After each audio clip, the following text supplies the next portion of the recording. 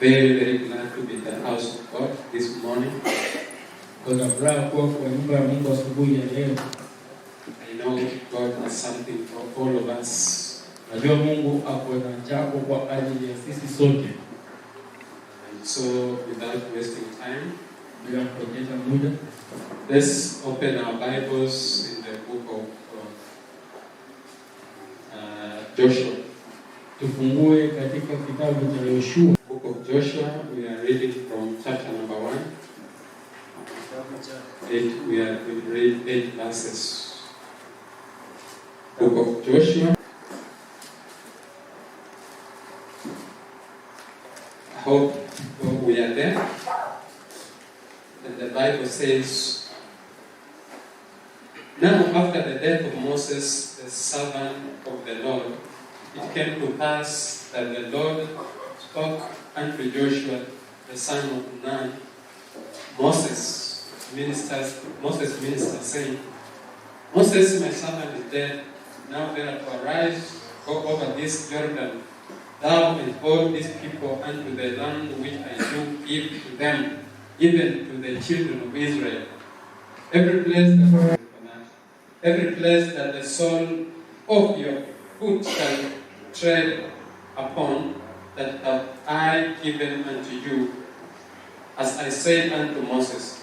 From the wilderness in this Lebanon, even unto the great river, the river Euphrates, all the land of the Hittites, and unto the great sea, toward the going down of the sun, shall be your coast. There shall not any man be able to stand before thee all the days of thy life. As I was with Moses, so I will be with thee. I will not fail thee, nor forsake thee. Be strong and of good courage, for unto this people shalt thou divide for all inheritance and land, which I swear unto their fathers to give them. Only be thou strong and very courageous, and thou mayest be observed to do according to all the law which Moses my servant commanded thee. Turn not from it to the right hand or to the left, that thou mayest prosper whatsoever thou goest. This book of the law shall not depart out of thy mouth, but thou shalt meditate therein day and night,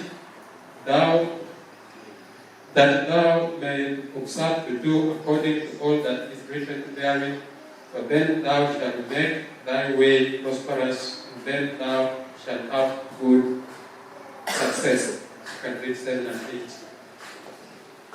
Uwe hodari tu na ushujaa mwingi, uangalie kutenda sawasawa na sheria yote iliyokuamuru Musa mtumishi wangu. Usiache kwenda mkono wa kuume au kushoto, upate kufanikiwa sana kila uendako. Kitabu hiki cha Torati kisiondoke kinywani mwako, bali yatafakari maneno yake mchana na usiku, upate kuangalia kutenda sawasawa na maneno yote yaliyoandikwa humo, maana ndipo utakapofanikisha njia yako, kisha ndipo utakapostawi sana. Psalms 119. Zaburi 119. Psalm 119, and we are reading also from 1 to 10. Ndio mstari wa kwanza hadi 8.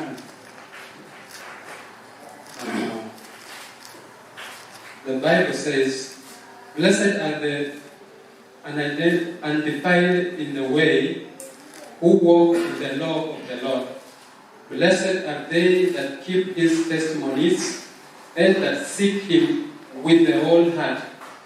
They also do not iniquity, they walk in his ways.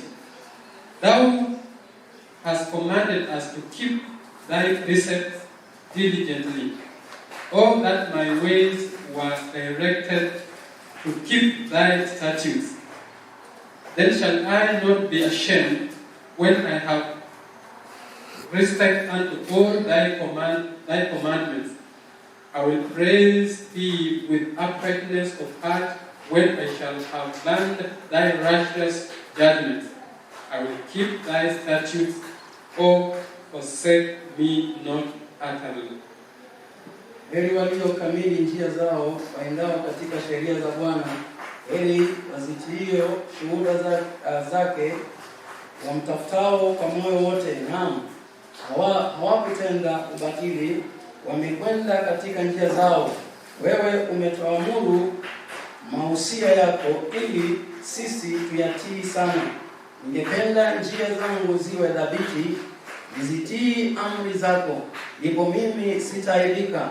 Nikiangalia maagizo yako yote, nitashukuru kwa unyofu wa moyo, nikiisha kujifunza hukumu za haki yako. Nitazitii amri zako, usiniache kabisa. Then let's finish with 128. That's the very chapter, Psalms 128. Zaburi 128. Therefore I esteem all thy precepts concerning all things to be right, and I hate every false way. Psalms chapter 119, the same chapter that we read, but verse 128. Mstari wa 128 nasema kwamba maana ayaona mausia yako yote kuwa ya adili, kila njia ya uongo naichukia. That's where we'll get the theme of today, esteem the word. Hapa ndipo tutakapopata ujumbe kwamba heshimu neno. We can pray to our God to give us understanding of this word. Everyone, you can just open your mouth and pray. Father, we glorify your name. We give all the honor and glory unto you. Father, help us understand thy word, oh Father. Guide us. We need you, oh God, in every situation of our life. Help us to understand this word. Even as I stand before here, Father, help me to guide in this word, Father. I pray and believe. Amen. Let's have our seats. I want to take again this opportunity. And I thank my Lord and my Savior, Jesus Christ, for the gift of life He has given unto me. And He has extended the same to my family and all of you here. We are here because of Him. He has enabled us to be here today. I want to thank the leadership of this church. Our bishop, even in his absentia. I want to thank the great servants of God who are with us today. They bless me every time that they stand on this pulpit. I want to thank every saint that has entered into this house. Praise be to God. Amen. Hallelujah. Are we in the house of God? Amen. Somebody is still at home. Praise be to God. Amen. Hallelujah. Hallelujah. Yes. So, after having a great week, I know we were very much blessed. All of last week we had visitors around who blessed us with the word of God. And indeed we saw the great hand of God. And we thank God for that. So today I want us to look at this topic. To esteem the word. Praise be to God. Amen. To esteem is to look for something in a much better way. Ni kuangazia jambo kwa njia iliyo bora zaidi. The Bible itself is God's autobiography. Biblia yenyewe ni maandishi ya Mungu, ama ni inaeleza Mungu mwenyewe. It's God's word. Ni neno la Mungu. If we want to see the will of God unto us, tukitaka kuona mapenzi ya Mungu kwa ajili yetu, we read the word, tutalisoma neno, and we read the Bible. Na tunasoma Biblia. It is able to direct us. Kuna uwezo wa kutuelekeza in the right direction that God wants us to go. Kwa njia sawa ambayo Mungu anataka tuenende. People, when they want to leave legacy, they write autobiographies. Watu wakitaka kuacha legacy wanaandika vitabu vya kueleza mambo, so that people who come thereafter will read about them, ili watu watakaokuja baada yao watayasoma yale maneno waliyoandika, and they are able to understand them, na waweze kuelewa even in their absence, hata kama hawapo. Praise be to God. Amen. The Bible is written unto us, Biblia inaandikwa kwa ajili yetu, so that we may understand the will of God unto man, ili tuweze kuelewa mapenzi ya Mungu kwa mwanadamu. The Bible is God's word. Biblia ni neno la Mungu. Praise be to God. Amen. The word, neno, it means the mind, inamaanisha nia, the thought, fikra, and the plan of God. Na mpango wa Mungu. So we must esteem the mind, lazima tuheshimu nia, the thought, fikra, and the plan of God, na mpango wa Mungu unto us, kwa ajili yetu. Praise be to God. Amen. And therefore we have all the reason to esteem the word. Basi tuko na kila sababu ya kuliheshimu neno. We must understand what God wants us to do. Lazima tuelewe kile Mungu anataka tufanye. And we must obey what God wants us to do. Na lazima tutii kile Mungu anataka tufanye. For if we don't do so, tusipotenda hivi, we will be going against the will of God. Tutakuwa tunaenda kinyume na mapenzi ya Mungu. Therefore, if there is anything that you ought to esteem, kama kuna kitu ambacho unafaa kuheshimu, it's the word of God. Ni neno la Mungu. Because it's already the mind of God. Kwa sababu ni nia ya Mungu. It's already the thought of God. Ndiyo fikra za Mungu. And it's already the plan of God. Ndiyo mpango wa Mungu. So each and every one of us, kila mmoja wetu, we must esteem it. Lazima tuliheshimu. Praise be to God. Amen. The book of 2 Timothy 3:16 to 17. Katika kitabu cha Timotheo wa pili 3, the Bible says, 16 na 17. The Bible says all scripture is given by inspiration of God. Maandiko yote yamepeanwa kwa pumzi ya Mungu. And it is profitable, na yanafaa for doctrine, kwa mafundisho, for reproof, kwa kukemea, for correction, kwa kulainisha, for instruction in righteousness, kwa kuelekeza katika haki, that the man of God may be perfect, ili nia ya Mungu iwe kamilifu, thoroughly furnished unto all good works, kwa ajili ya kazi yote njema. Praise be to God. Amen. So the word of God is an inspiration from God. Neno la Mungu ni pumzi ya Mungu. The scriptures is an inspiration from God. Basi andiko ni ile pumzi ya Mungu.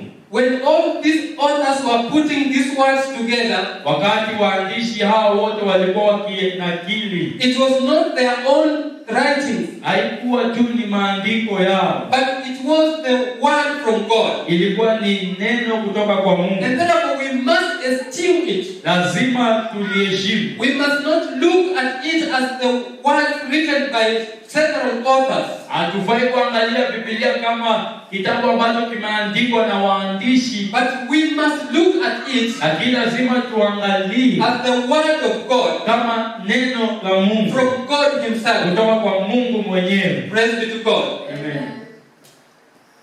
The Bible is God's own writing. Biblia ni maandishi ya Mungu mwenyewe. And let me say this. Wacha niseme haya. The Bible is not a science book. Biblia si kitabu cha sayansi, But when it speaks about proven science, lakini wakati inazungumzia kuhusu sayansi iliyothibitishwa, it is precise and accurate. hiyo ni ya uwazi na ni And kamilifu, it will never contradict it. na haiwezi kuwa na ubishi. Praise be to God. Amen. The things that the scientists are struggling to prove right now, Mambo ambayo wanasayansi wanang'ang'ana kuyathibitisha they have been put together in the Bible. yameshaweza nakiliwa kwenye Biblia. So the work of the science, if it's a true, well thought science, Kazi ya sayansi ambayo itakuwa ni sayansi ambayo imefikiriwa sawa sawa, it will never contradict the word of God. haiwezi kuenda kinyume ama kubishana na neno la Mungu. Praise be to God. Amen. The word of God is true and real. Neno la Mungu ni kweli na hakika. For example, Kwa mfano, long time ago, people were struggling to understand wakati uliopita watu walikuwa wanang'ang'ana kuelewa, when they were told that the earth is round. wakiambiwa kwamba dunia ni kama mviringo.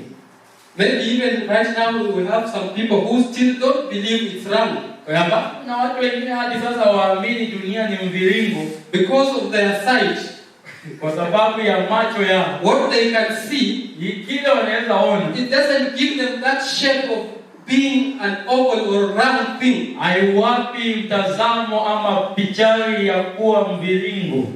But the Bible said it long time ago. Lakini Biblia inakili kitambo sana The world is, or the earth is round. kwamba ulimwengu ama dunia ni mviringo.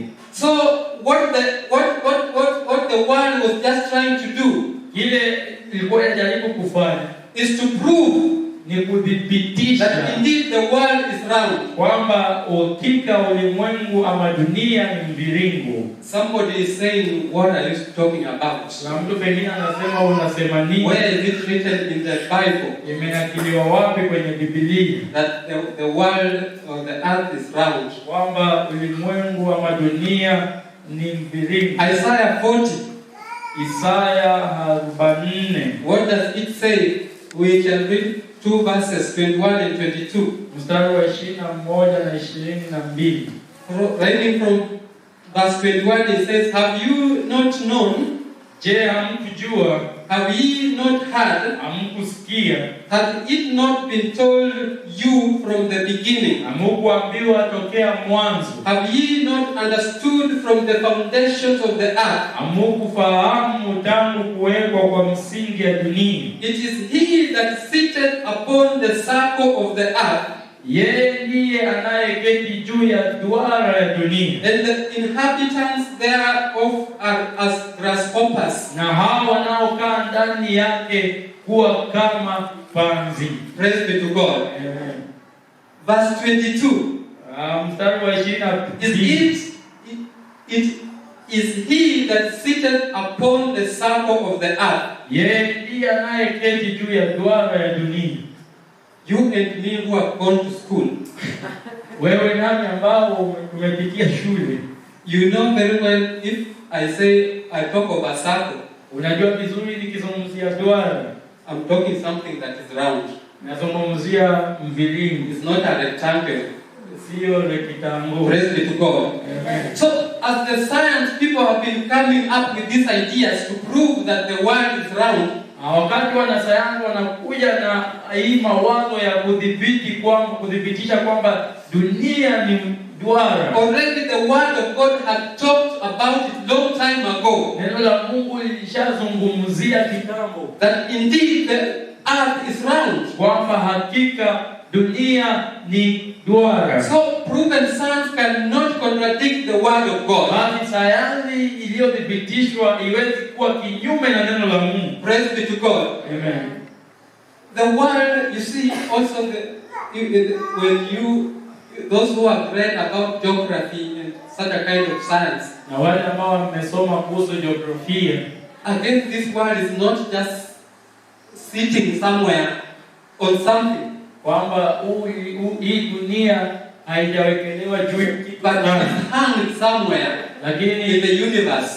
inaning'inia, Somewhere in the universe, and it keeps on rotating and rotating. inaning'inia na sisi tunazunguka tu. And that's how we come to number the days and nights as we go by. Na hivyo ndivyo tunaweza kuhesabu usiku na mchana na siku. Praise be to God. Amen. Already the Bible had given us this indication long time ago. Biblia ilikuwa imeshatufafanulia haya kitambo. When you read the book of Job 26:7b, Kitabu cha Ayubu, the Bible says he hangeth the earth upon nothing. Ayubu 26:7b. 20 sura ni ya 26 mstari wa 7 kipengee cha ba. He hangeth the earth upon nothing.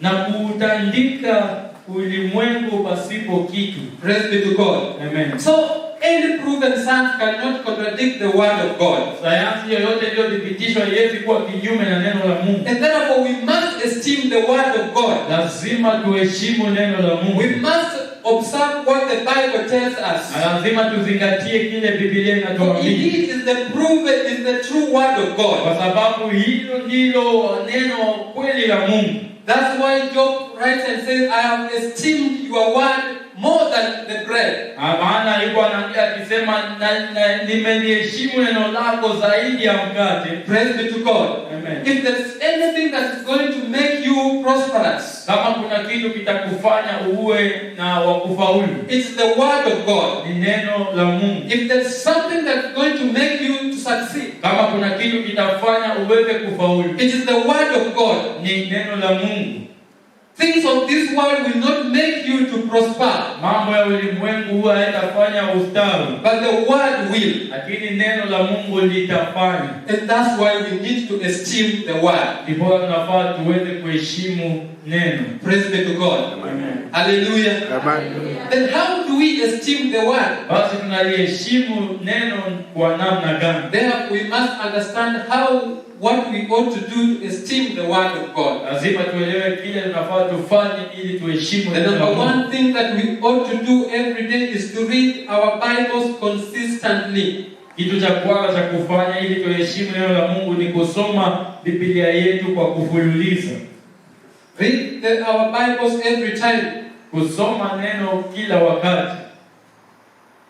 To be consistent is to be steadfast. Kuwa kufululiza ni kuwa imara. And to adhere to the same principles. Na kuzingatia kanuni zile zile. Praise be to God. Amen. We need to read our Bibles from the beginning to the end. Lazima tusome Biblia tangia mwanzo hadi mwisho. We need to read our Bibles from the cover, from the first cover to the last one. Lazima tusome kuanzia ukurasa wa kwanza hadi ukurasa wa mwisho. We need to read our Bibles from Genesis to Revelation. Tusome kuanzia mwanzo hadi Ufunuo.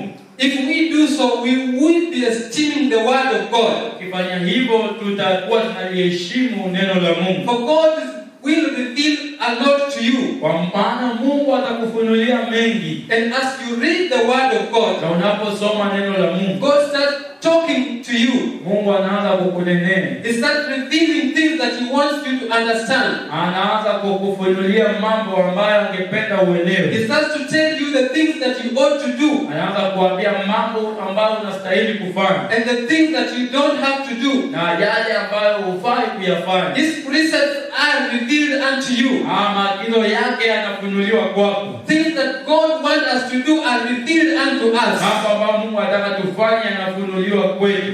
We can only do so when we read the Bible consistently. Tutafanya tu hivyo tukisoma neno la Mungu ambayo ni Biblia kwa kufululiza. Proverbs 25:2 the Bible says, katika kitabu cha Mithali 25 sura mstari wa 2, it is the glory of God to conceal a thing. Ni utukufu wa Mungu kuficha jambo. But the honor of the king is to search out the matter. Lakini ni kwa ufahari wa mfalme kulichunguza. Praise be to God. Amen. So the things that God has concealed in His word, mambo ambayo Mungu ameyaficha kwa neno lake, they are revealed unto us, yanafunuliwa kwetu when we consistently read about His word. Wakati tunafululiza kusoma neno lake. You might read it today, Unaweza soma leo and you don't get the exact meaning. na usipate maana. But it doesn't mean that you have to stop. Haimaanishi ukome hapo. You have to read again and again. Unafaa usome tena na tena. And God will start revealing unto you what He wants you to know. Na Mungu atakufunulia kile angependa ujue. So God will reveal unto you when you consistently search for that matter. Mungu atakufunulia ukiendelea kutafuta lile jambo kwa kufunulia. It is your duty and responsibility. Ni jukumu lako to consistently search for the matter. Na wa kutafuta jambo kwa kufululiza. Praise be to God. And if you have to consistently search for the matter, na kama utafululiza kwa kutafuta jambo, God will reveal unto you. Mungu atakufunulia. Praise be to God. The second way of esteeming the word of God, njia ya pili ya kuliheshimu neno la Mungu, is to read the Bible expectantly. Ni kusoma neno la Biblia na matarajio. We must read the Bible expectantly. Lazima tusome Biblia tukiwa na matarajio. We must read the word of God expectantly. Lazima tusome neno la Mungu tukiwa na matarajio. Praise be to God. We must read with an excitement. Lazima tusome na msisimuko and pleasure na furaha that something God has promised will happen. Kwamba kile Mungu ameahidi kitatendeka. God does not give us His word in vain. Mungu hatupi neno lake kwa utupu. But the things that God has promised to happen will indeed happen. Lakini yale Mungu ameahidi yatatendeka. So we must read His word with excitement. Lazima tusome neno lake kwa kufurahi. We must read His word knowing that it will come to happen. Lazima tusome tukijua itatendeka. Let's read in the book of Habakkuk. Tusome kitabu cha Habakuki. Reading Habakkuk chapter number 2. Habakuki sura ya 2. This is how we ought to esteem the word. Hivi ndivyo tunafaa tuheshimu neno. Habakkuk the prophet, the Bible says from verse 1, I will stand upon my watch. I will stand upon my watch. Habakkuk 2 from verse 1. I will stand upon my watch. Mimi nitasimama katika zamu yangu. And set me upon the tower. Nitajiweka juu ya mnara. And will watch to see. Nione atakalo niambie. And what I shall answer when I am reproved. Na jinsi nitakavyo jibu katika habari ya kulalamika kwangu. And the Lord answered me and said, Bwana akanijibu akasema, write the vision. Iandike jonzi. And make it plain upon tables. Ukaifanye iwe wazi sana katika vibao. That he may run that readeth it. Ili aisomaye apate kuisoma kwa mali. Verse 3, for the vision is yet for an appointed time. Maana jonzi hii bado ni kwa wakati. But at the end it shall speak. Wakati ulioamriwa inafanya haraka ili kuifikiria mwisho wake. And not lie, it shall speak and not lie. Wala haitasema uongo. Though it tarry, ijapo kawie, wait for it. Ingojee, because it will surely come. Kwa kuwa haina budi kuja. It will not tarry. Haitakawia. Praise be to God. Amen. We see Habakkuk. Tunaona Habakuki expectantly, he was expecting something from God. Alikuwa akitaraji kitu kutoka kwa Mungu. And when he goes to the mountain, wakati anaenda kwenye milima, then he is expecting something from him. Anataraji kitu kutoka kwa Mungu. We must be expectant when we go to God. Lazima tuwe watu wa matarajio. When we want to receive something from God, we must go there expectantly. Taka kupokea kitu kwa Mungu, twende tukiwa na matarajio. That's the way we have come into this service. Jinsi tumeingia kwa ibada hii. Somebody must be expectantly waiting for something from God. Mtu mtu awe na matarajio ya kupata kitu kutoka kwa Mungu. We must be sitting here expectantly. Lazima tuketi hapa na matarajio. We must not lose hope. Tusipoteze tumaini. We must know that God has something good for us. Lazima tujue kwamba Mungu ako na kitu jambo jema kwetu. When we enter into His service, wakati tunaingia kwa ibada, He's going to answer our prayer. Anaenda kujibu maombi yetu. So Habakkuk goes unto God, Habakuki anamwendea Mungu expectantly. akitarajia. He has said that God, akasema, Mungu, I want to come before you nataka kusimama to mbele yako, hear what you ought to say to me. nijue kile wataka kuniambia. Praise be to God. So he goes there expectantly, Anaenda pale akiwa na matarajio, and God answers him. na Mungu anamjibu. When you look at verse 2, Ukisoma mstari wa the pili, Bible says, and the Lord answered him, Bwana akamjibu, and he said, akasema, write the vision iandike njozi, and make it plain upon tables, ukaifanye iwe wazi sana katika that vibao, he may run that readeth it. ili aisomaye apate kuisoma kwa maji. Praise be to God. Amen. Now when you come in the house of God, Ukija kwa nyumba ya Mungu expectantly, ukiwa na matarajio, have somewhere to write something. huwa na mahali pa kuandika kitu. That's why we keep on telling our believers Ndio maana huwa tunaweza kuwatia moyo and tell waamini the saints, na kuambia waaminio, pick with you a pen and a paper, ukija kanisani tembea na kalamu na kitabu, because God will speak something kwa sababu Mungu atanena jambo which you ought to write down ambayo itakupasa uinakili for your goodness and for your benefit. kwa ajili ya manufaa yako. He told Habakkuk, write it down. Akaambia Habakuki, inakili. I wonder if Habakkuk had no pen or the paper. Sielewi kama Habakuki hakuwa na I wonder. karatasi na kalamu. I wonder if he had nowhere to write. Kama hangekuwa na pahali pa kunakili, If he would have written that vision. kama angeweza kuandika ile njozi. Praise be to God.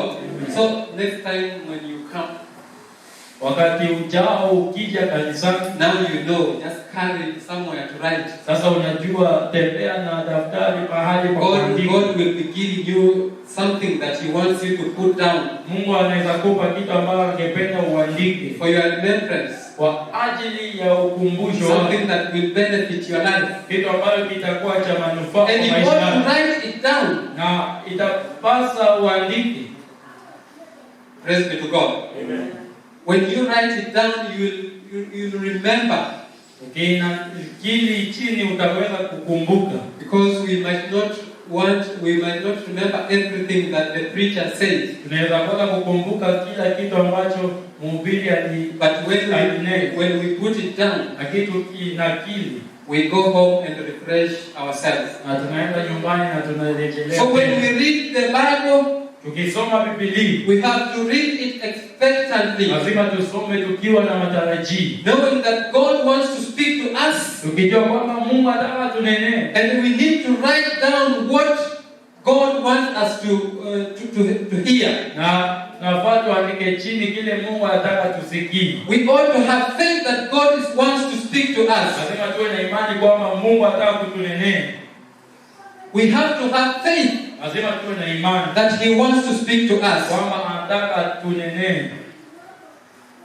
Somebody who is expectant, Mtu ambaye ako na matarajio, he knows that God has something good for me. anajua kwamba Mungu ako na jambo njema kwa ajili In yangu. store, there's something good that God has preserved for me. Kuna kitu ambacho kimehifadhiwa kilicho bora kwa ajili When yangu. you understand that way, Ukielewa na kwa hivyo, you will never miss hautakosa to carry somewhere to write what God wants you to hear. utakosa kubeba mahali unaweza nakili kile Mungu In angependa. the book of usikie. Luke, chapter number 18, Luka 18, there is an interesting story here. na hadithi ya kufurahisha. This is a parable that Jesus himself, Ni fumbo ambalo Yesu mwenyewe talking to his disciples, akinena na wanafunzi wake. what did he say? Ulisema namna gani? And he spoke a parable unto them Wakawaambia mfano to this end, ya kwamba that men ought always to pray and not to faint. ya kwamba iwapasa kumwomba Mungu siku zote wala wasikate tamaa. Saying, there was in a city a judge which feared not God, Akasema palikuwa na kadhi katika mji fulani amchi Mungu, neither regarded man. wala hajali mtu. And there was a widow in that city, Katika mji huo palikuwa na mwanamke mjane, and she came unto him, saying, alikuwa akimwendea akisema, avenge me of mine adversary. nipatie haki na adui wangu. And he will not for a while, Naye kwa muda alikataa. but afterward he said within himself, Alafu akasema moyoni mwake, though I fear not God, ijapokuwa si mchi Mungu nor regard man, wala sijali watu, yet because this widow troubled me, lakini kwa kuwa mjane huu ananiudhi, I will avenge her, nitampatia haki yake, lest by her continual coming she wear me. asije akanichosha kwa kunijia daima. And the Lord said, hear what the unjust judge said. Bwana akasema, sikilizeni asemavyo yule kadhi dhalimu. And shall not God avenge his own elect, Na Mungu je, hata wapatia haki wateule wake, which cry day and night unto him, wanaomlilia mchana na usiku, though he bear long with them? naye ni mvumilivu kwao. I tell you that he will avenge them speedily. Na waambia atawapatia haki upesi. Nevertheless, when the Son of Man cometh, Walakini atapokuja mwana wa Adamu, shall he find faith on the earth? je, ataiona imani duniani? Faith on the earth. Imani duniani. Praise be to God. Amen. This widow, Huyu mjane she was persistently expecting something alikuwa akitarajia from this king. kutoka kwa huyu kadhi. She had faith Alikuwa na imani that somebody ought to avenge for me. kwamba mtu lazima alipishe. Praise be to God. Amen. So when you read the word of God Ukisoma neno la Mungu expectantly, kwa kuwa na matarajio, have faith kuwa na imani that God is going to do it for you. kwamba Mungu atakutendea. You must have faith Lazima uwe na imani that God is going to answer your prayer. kwamba Mungu atajibu maombi yako. The Bible says that now faith is the substance of things hoped for, Biblia inasema sasa imani ni bayana ya mambo yatarajiwayo, the evidence of things not seen. hakika ya mambo yasiyoonekana. They are not yet seen, Hayajaonekana bado, but you have faith that you will see them. lakini uko na imani utayaona. Faith tells you that there's something going to happen tomorrow. Imani nakwambia kitu kitatendeka kesho. Something good is going to happen tomorrow, Kuna kitu kitatendeka kesho kizuri, even though you have not seen it today. lakini hata kama hujakiona leo. So we must have faith when you are reading our Bible. Lazima tuwe na imani tukisoma Biblia. We must have faith in God. Lazima tuwe na imani kwa Mungu. For the Bible says, for by it the elders obtained good report. Kwa ajili hiyo wazee walikuwa na habari njema. And it continues to say, but without it, it's impossible to please Him. Lakini nasema bila imani haiwezekani kumpendeza Mungu. We cannot please God if we don't have faith. Hatuwezi mpendeza Mungu bila imani. For he that cometh to God Maana yule amjiaye Bwana must believe lazima aamini that He is, kwamba yeye yupo, and that He is the rewarder na ndiye apeana jawabu of them that diligently seek Him. kwa mtafutao kwa bidii. So we must diligently seek God, Lazima tutafute Mungu kwa bidii, and we must diligently believe na lazima tuamini that He is going to answer our prayers. kwamba atajibu maombi yetu. Praise be to God. We can only do so tunaweza fanya tu hivi if we read the word of God. kama tutasoma neno la Mungu, And if we esteem the word of God. na kama tutaliheshimu neno la Mungu, And not just only doing that, doing it so expectantly. na si kwa kusoma tu bali kwa kusoma tukiwa na matarajio.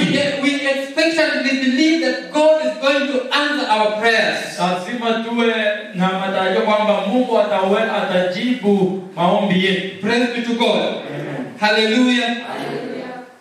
Then we also need to read our Bibles conversationally. Lazima tusome Biblia kwa hali ya mawasiliano. When we read conversationally, it means we are interacting. Kwa mawasiliano inamaanisha tuko na mazungumzo. We are communicating. Tunawasiliana. We are spontaneously interacting with God. Tuko katika hali ya kuwasiliana na Mungu. That's how we need to read our Bible. Hivyo ndivyo nafaa tusome Biblia. We must not read our own expect to hear, to talk to God. Tusisome tu tukitarajia kunena tu. But we must be able to listen to what He talks to us.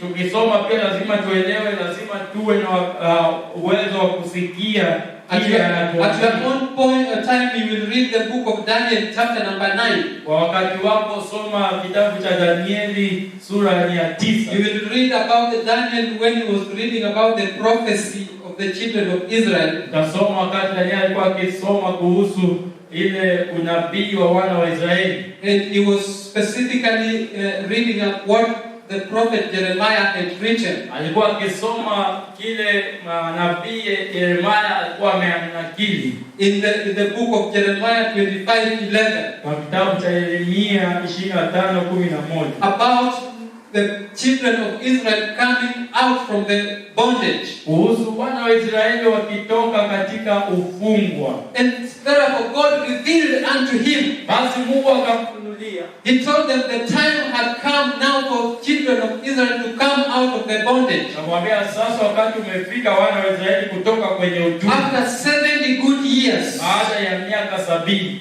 And God spoke to Daniel. Na Mungu akanenea Danieli. And it was now appointed time for the children of Israel to come out from the bondage. Na ilikuwa imefika wakati wana wa Israeli kutoka kwenye utumwa. If Daniel was not reading the scriptures conversationally, kama Danieli hangekuwa akisoma maandiko kwa hali ya he mawasiliano, would have missed what God wanted to be done at that appointed time. angeweza kuelewa kile Mungu angetaka wafanye wakati ule. So when you are reading the Bible, wakati unasoma Biblia, stop and then listen to what God is talking about. basi soma na unyamaze usikize kile Mungu anasema. Listen to what God wants you to do. Na usikize kile Mungu anataka ufanye. When we are reading the word of God, wakati tunasoma neno la Mungu, God asks us what and tell us what to do.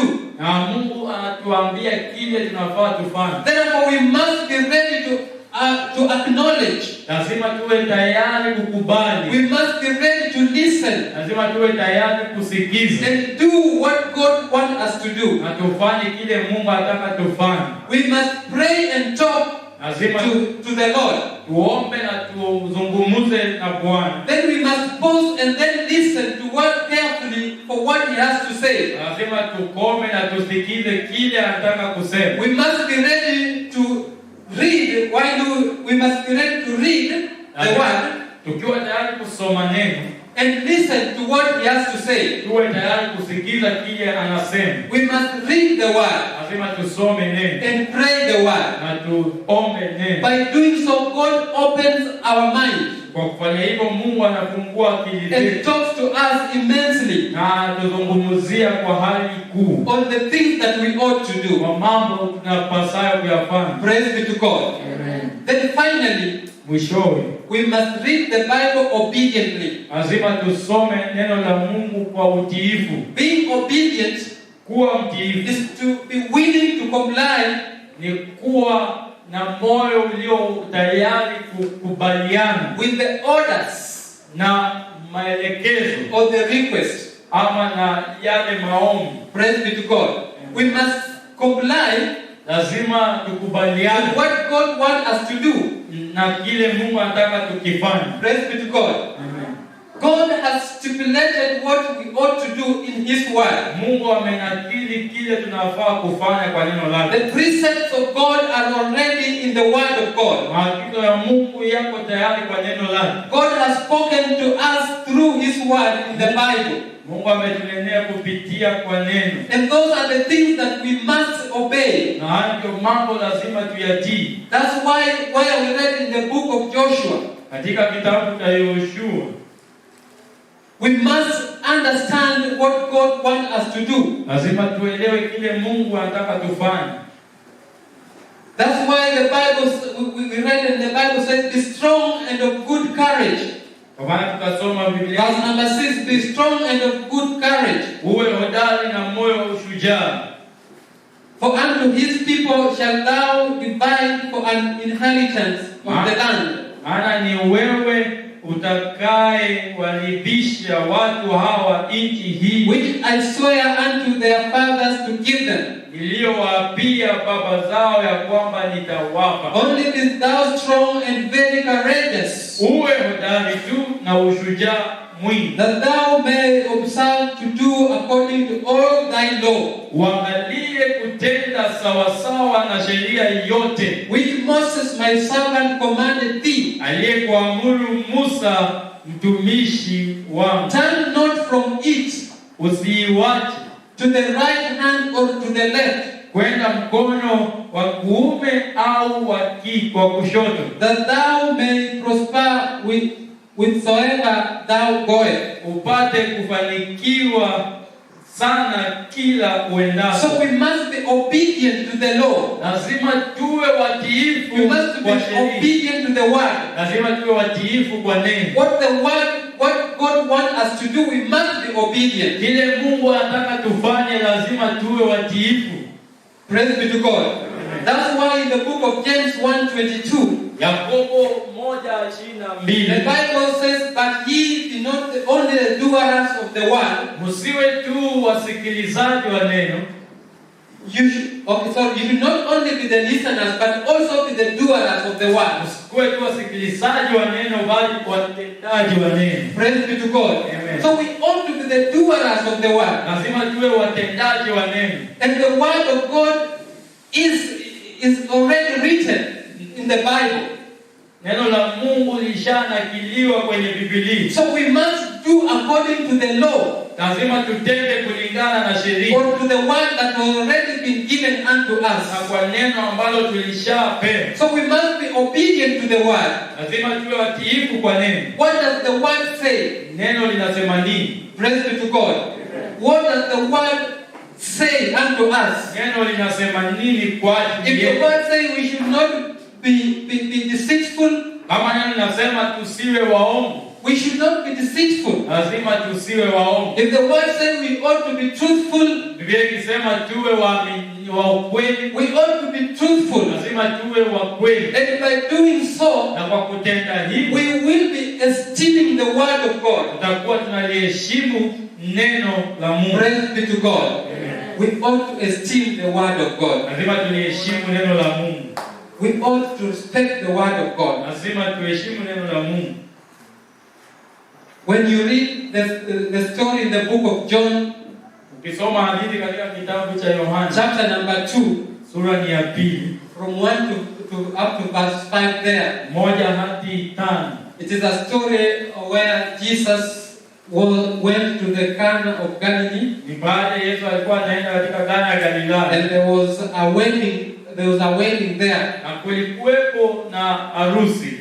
He went there with his disciples. Akaenda pale na wanafunzi wake. But the Bible says there was no wine. Biblia inasema walikatikiwa na divai. There was no wine at one point. Divai iliwakatikia. And therefore the mother of Jesus went unto him and he told him that you know there's no wine here. Basi Yesu, mamaye Yesu akamwendea akamwambia wamekatikiwa na divai. And she went away. Na akaondoka. One thing I like about this story, Jambo moja ambalo napenda kuhusu then the mother of hadithi. Jesus went back to the servants who were there. Mamaye Yesu akaenenda kwa watumishi waliokuwa pale, and he told them akawaambia that whatever he will tell you, chochote atakachowaambieni, just do it. nyinyi tendeni hivyo. Just obey. Wewe tii tu. That was a sign of obedience. Ilikuwa ni ishara ya utiifu Of the highest order. Utiifu wa hali ya juu. Just whatever he will tell you, kile atakachowaambia, just obey. Wewe nyinyi mtii. Are we obedient to the word of God? Je, sisi ni watiifu kwa neno la Mungu? That's the question I want to ask you. Hilo ndio swali nauliza. I want to ask us that question again. Kutuulizeni sisi hilo swali. Are we obedient to the word of God? Je, sisi ni watiifu kwa neno la Mungu? Praise be to God. Amen. We ought just to be obedient to the word of God. Lazima tuwe watiifu kwa neno la And Mungu. when we are obedient to the word of God, ukiwa watiifu kwa neno la Mungu, God starts doing great things in our lives. Mungu atafanya mambo makuu. He starts opening the doors. Atafungua milango. Because when these servants were obedient, wakati watumishi hao walikuwa watiifu, the wine was there. There was plenty of wine. Divai ilipatikana. Praise be to God. Amen. So what we need to do is not just to be obedient Kile tunafaa tufanye ni kuwa to the word of God. Kwa neno la Mungu. God wants us to esteem His word. Mungu anataka tuheshimu neno lake through obedience. Kwa utiifu.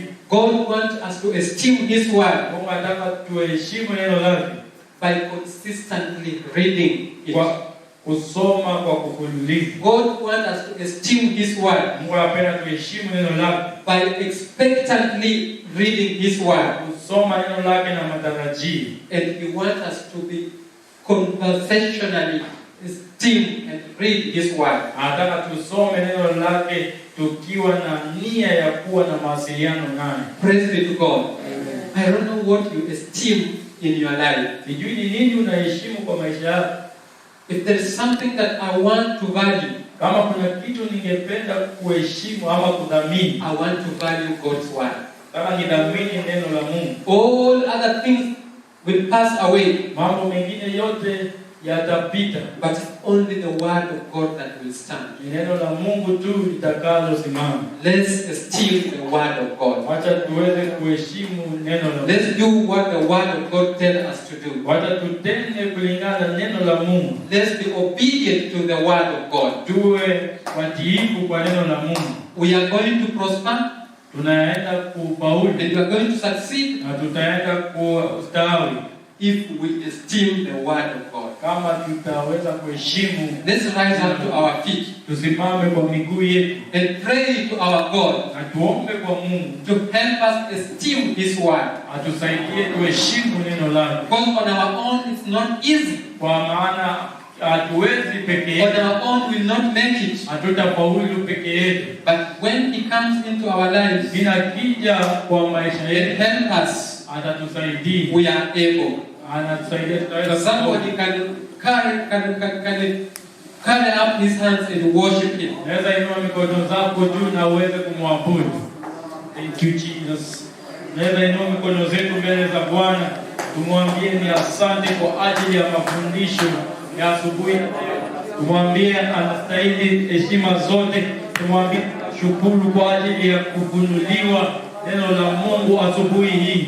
Father, tunakushukuru. We thank you, oh God, this morning.